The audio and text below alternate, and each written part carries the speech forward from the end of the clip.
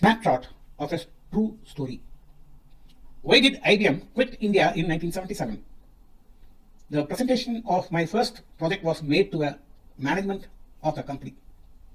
In return, a job offer was made even without a job application or an interview as vice president to project manage a software product business.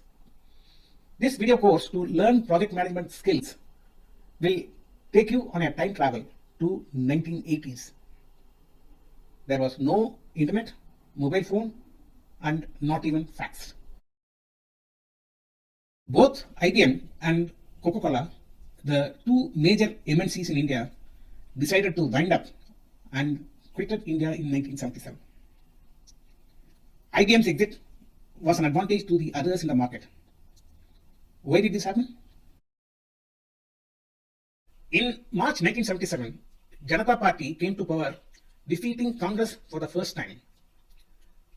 George Fernandez, the then Finance Minister of Indian government, introduced the Foreign Exchange Regulations Act (FERA) that stipulated that all multinational companies should dilute their investments to less than 40%.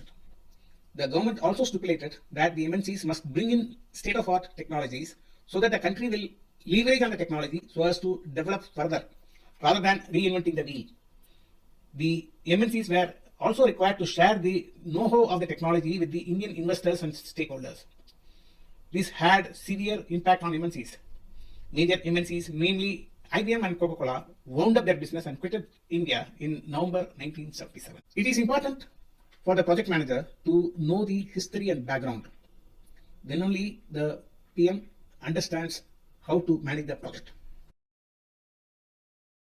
IBM and IBM were the only two computer firms in India for over 50 years.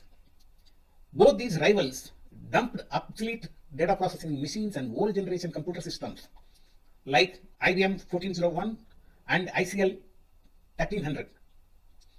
These systems were only made available on rental, back with good support. ICL, a British company operating as ICL India since 1922, had a manufacturing facility at Pune, registered as International Computers Indian Manufacturing Limited, with some equity from Indian investors.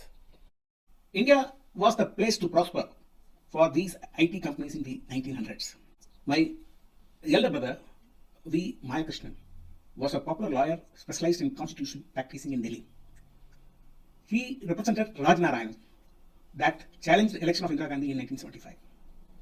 The verdict went against her and she had to step down as the Prime Minister. When I proudly shared that I was working for an MLC in an important role, he simply said that his party was against MNCs and he did not like me being there. The marketing and support services managed by ICL India was fully owned by ICL UK. To comply with the FERA in 1977, ICL passed on the business of ICL India to the Indian subsidiary ICIM. When IBM exited India, IBM stayed as sole computer company. Computer Maintenance Corporation (CMC), a public sector organization owned by the government, took over the maintenance of more than 800 IBM systems by employing most of the ex-IBM employees. Eventually, CMC was taken over by Tata Consultancy Services (TCS), that was in software business in 2001. IBM became the monopoly. Customers had no better alternative. IBM, however, rendered excellent support services.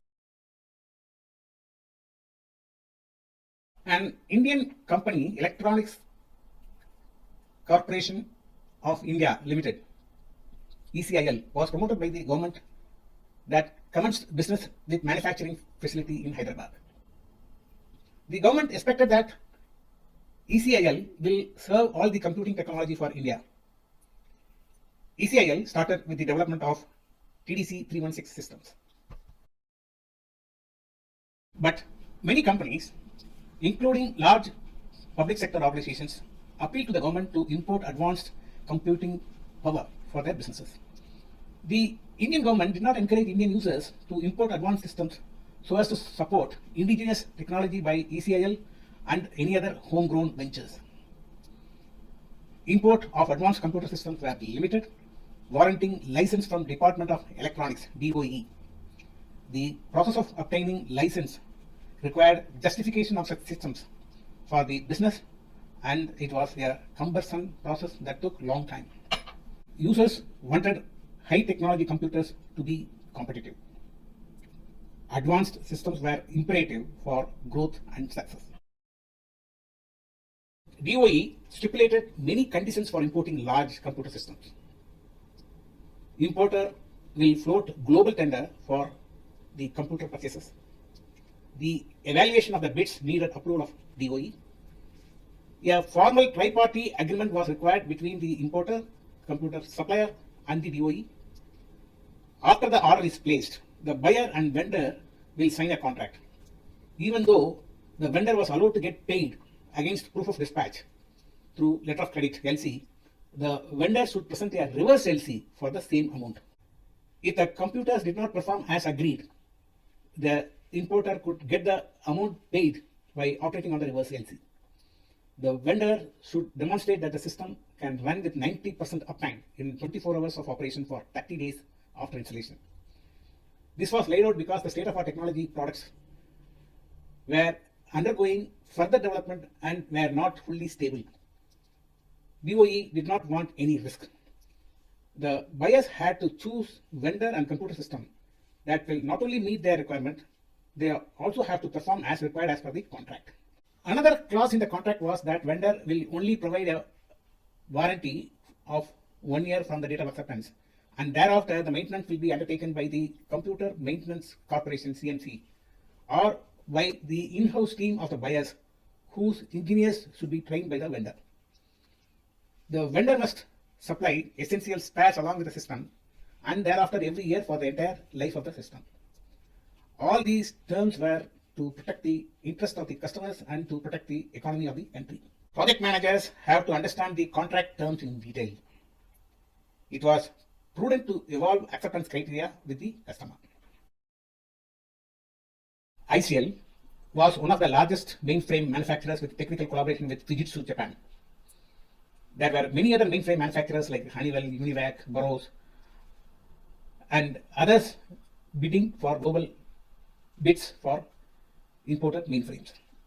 Due to sheer presence in India, reputation of services earned over many years, spread across the country, and ability to explore opportunities from captive customer base, IBM was a preferred supplier for most buyers who had the requirement and the license to import large mainframes.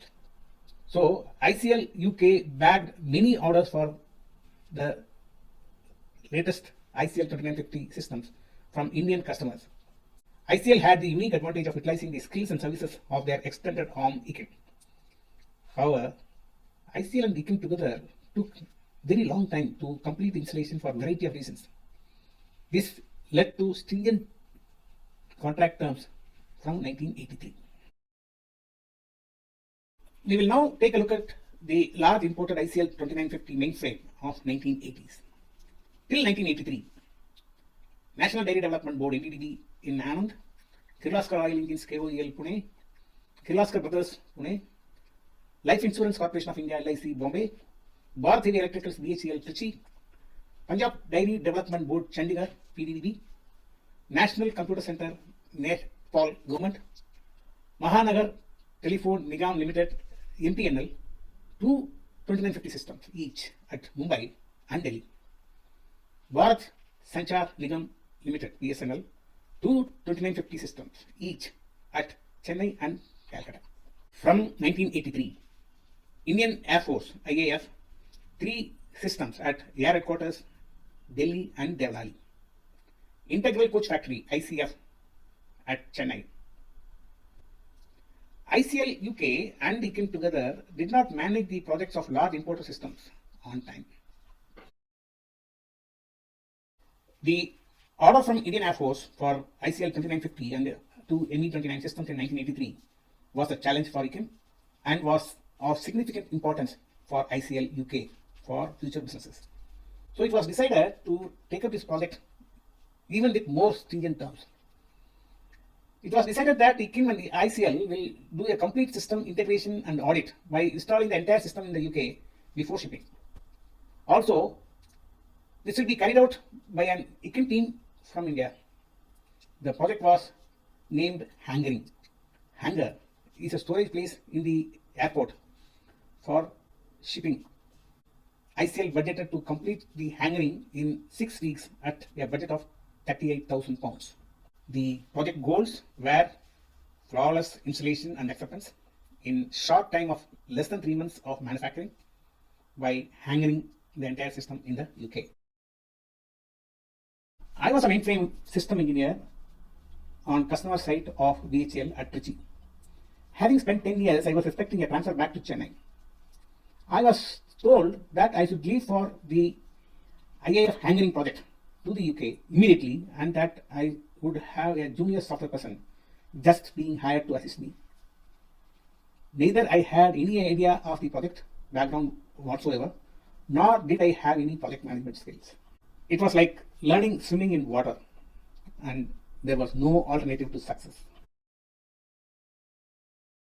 Jack Fraser, Master of Physics, University of Oxford, said, "According to all known laws of aviation, there is no way that a bee should be able to fly. Its wings are too small to get its fat little body off the ground. The bee, of course, flies anyway, because the bees don't care what humans think is impossible." I carried out a job meticulously like a flying bee. Project was completed to the satisfaction of all the stakeholders on time, well within the budget, by learning all the required project management skills. Beyond the scope of the project, I also helped the local project team in acceptance on site. This story can teach you as well the essential project management skills. This project recognized me as a professional project manager, so I carried out many more projects. It is also easy for you to continue the rest of the story. Happy learning.